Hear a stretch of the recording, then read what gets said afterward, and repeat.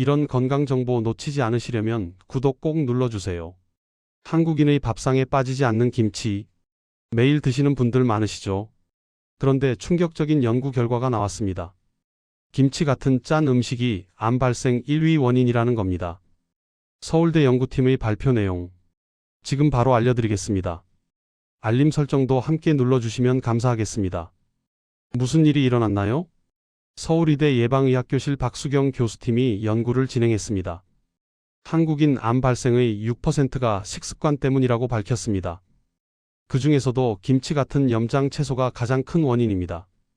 암 발생의 2.12%를 차지한다고 합니다. 언제 발표됐나요? 2025년 1월 14일 발표됐습니다. 국제학술지에도 실렸습니다. 역학과 건강이라는 저널입니다. 누가 영향받나요? 모든 한국인이 해당됩니다. 특히 남성이 더 위험합니다. 남성은 8.43%입니다. 여성은 3.45%입니다. 남성이 여성보다 2.5배 높습니다.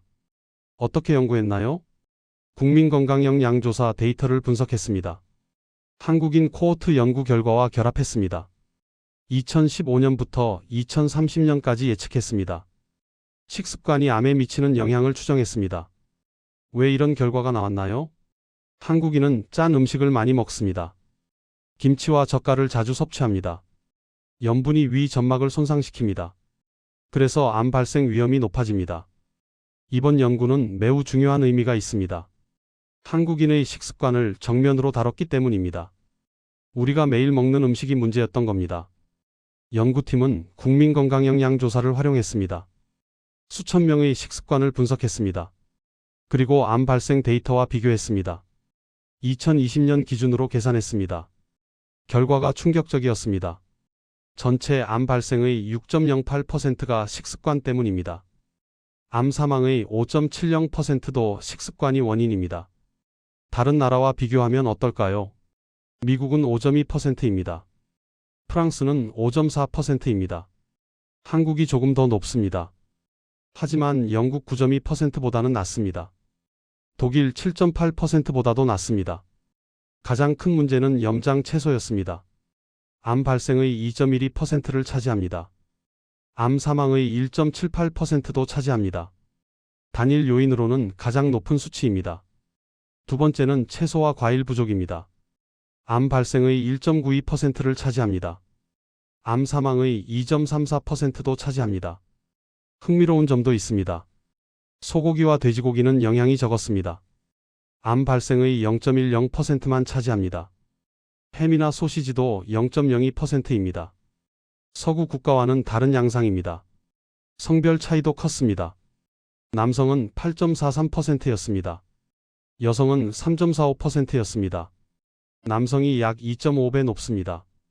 암 종류별로도 분석했습니다. 위암이 44.3%를 차지했습니다. 대장암이 43.2%를 차지했습니다. 두 암종이 80% 이상입니다. 다행스러운 소식도 있습니다. 염장 채소 섭취가 줄어들고 있습니다. 2030년에는 1.17%로 낮아질 전망입니다. 젊은 세대가 김치를 덜 먹기 때문입니다. 생활 적용 팁. 첫째, 김치는 하루 한 접시만 드세요. 매 끼니마다 먹지 마세요. 하루 한 번 정도가 적당합니다. 그것도 작은 접시로 드세요. 젓갈도 마찬가지입니다.